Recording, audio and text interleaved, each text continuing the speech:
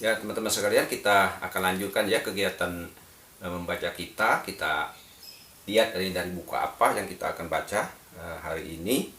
Insya Allah kawan-kawan sekalian, kita akan membaca ya buku lanjutan ya dari yang kemarin ya. Jadi kita akan melanjutkan tema dari buku Muhammad Sang Inspirator Dunia ini. Kita cari kira-kira tema apa yang menarik untuk kita baca, kita simak pada kesempatan atau pagi hari ini ya, agar kita menambah wawasan bagaimana kisah-kisah Nabi Muhammad SAW ini bisa kita pedomani, gitu kan?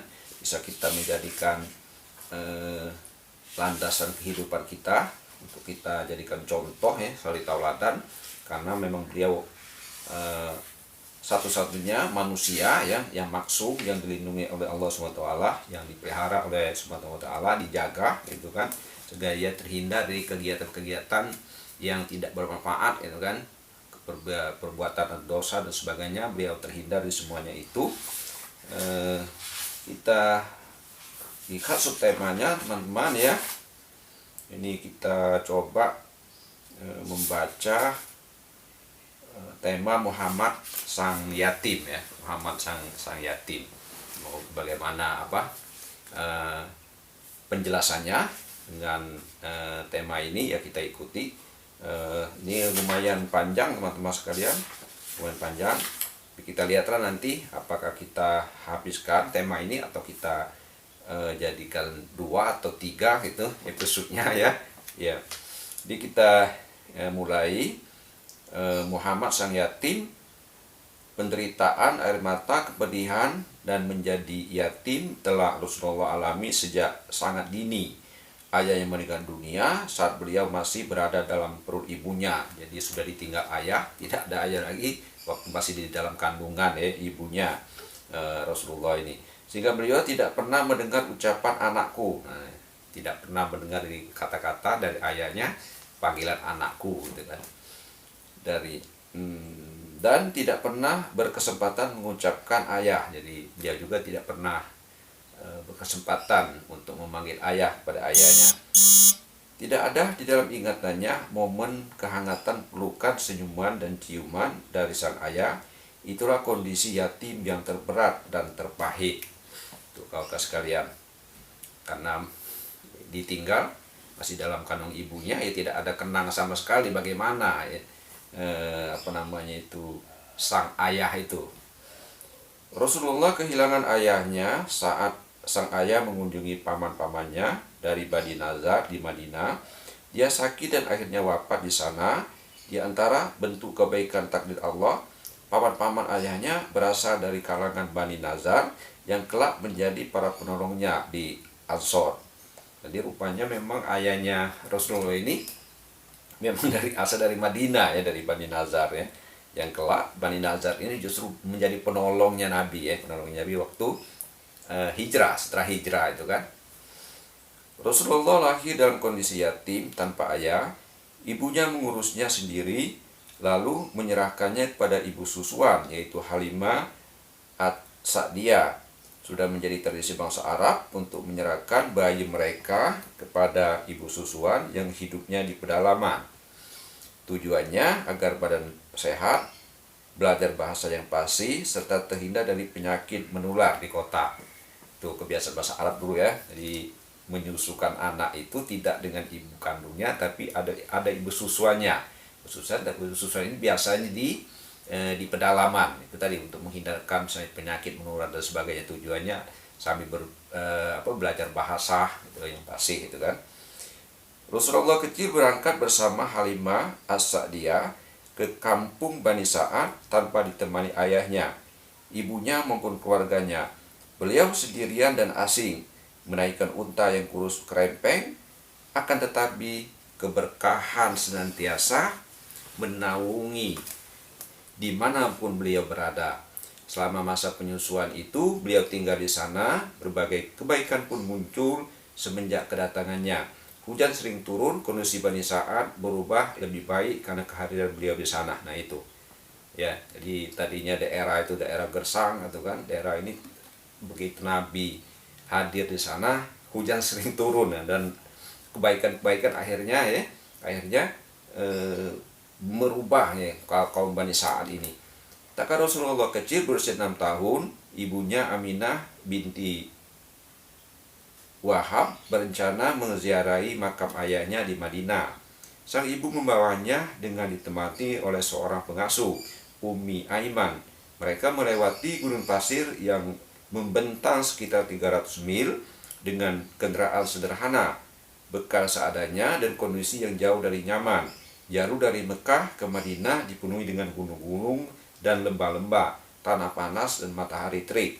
Nah, ya bisa kita bayangkan kawan-kawan sekalian ya, kalau kita berangkat haji dan umroh itu kita naik bus gitu kan dari Madinah maupun dari Mekah ke Madinah maupun dari Madinah ke Mekah, berapa jam itu kan?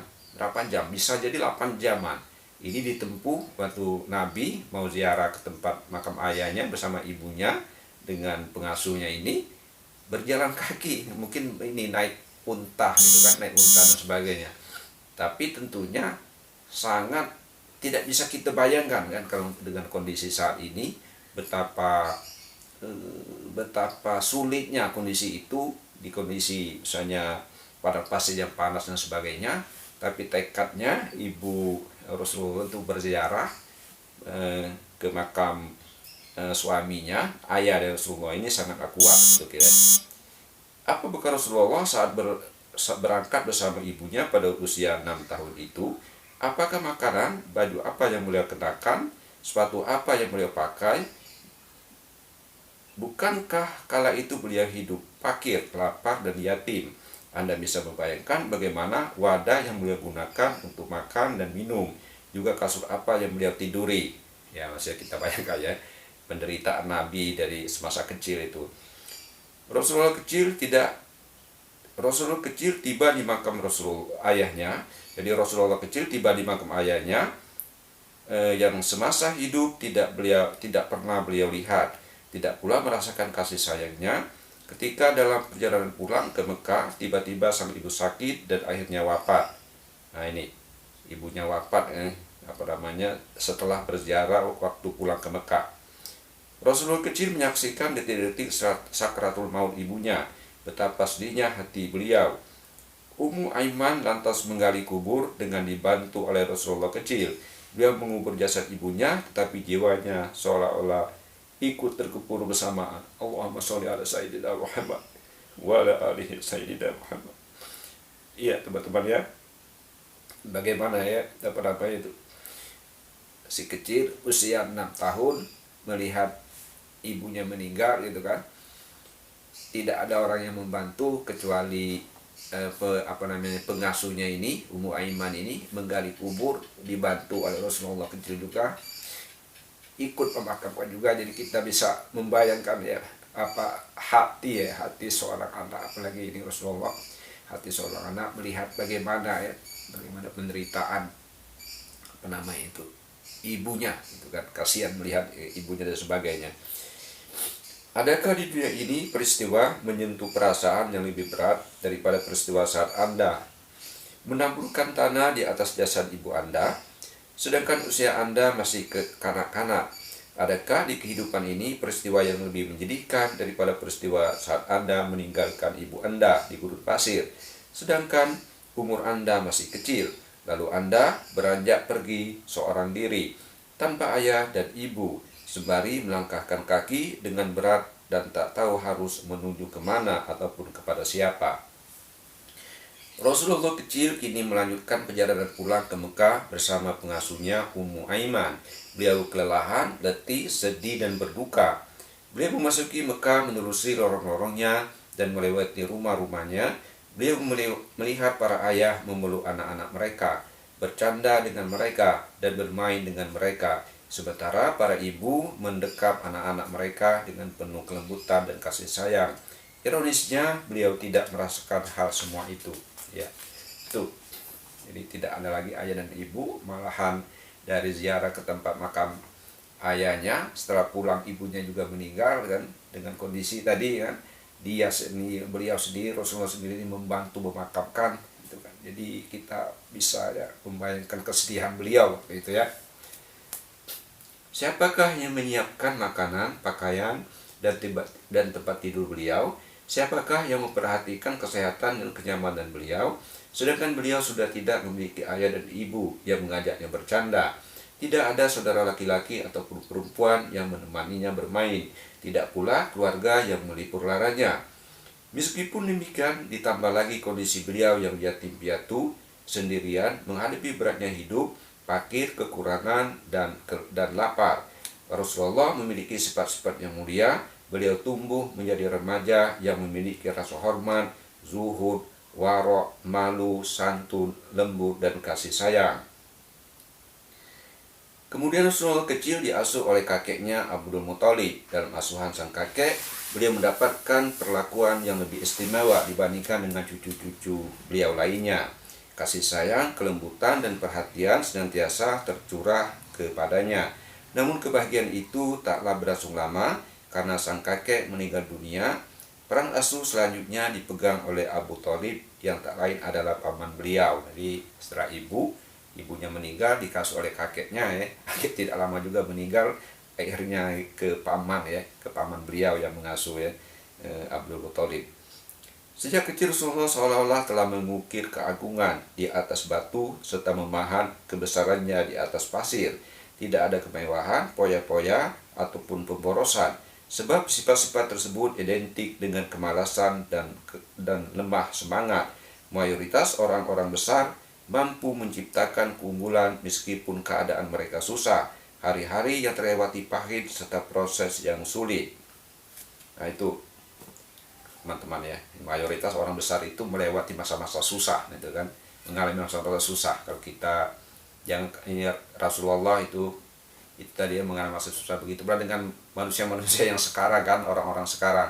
Berarti misalnya kalau di Indonesia Pak Harto gitu kan, sudah itu Muhammad Hatta, itu Pak Soekarno, itu kan orang-orang yang pernah tadinya zaman penjajahan itu ditahan ya, di penjara kan oleh penjajah.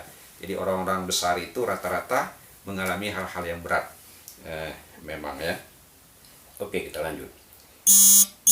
Dalam perjalanan hidupnya Rasulullah di masa remajanya sudah menghadapi berbagai peristiwa yang selayaknya dihadapi oleh orang dewasa. Melalui berbagai peristiwa tersebut, tampaklah kepribadian yang baik. Kaumnya pun menyebutnya dengan sosok yang jujur dan amanah. Beliau tidak menerima julukan itu secara cuma-cuma, tetapi karena beliau memang berhak memperolehnya. Itu sebabnya kepribadiannya sangat baik, perilakunya yang santun, dan rekam jejaknya yang bagus. Selain itu juga karena usahanya dalam menegakkan prinsip-prinsip serta akhlak yang mulia. Ini kawan-kawan, di perjalanan Rasulullah itu ya, dari kecil umur 6 tahun sampai remaja, nah itu kira-kira perjalanannya. Kita lanjutkan nantinya pada tema ini juga sambungannya. Tak kalah beliau mengenal Siti Khadijah.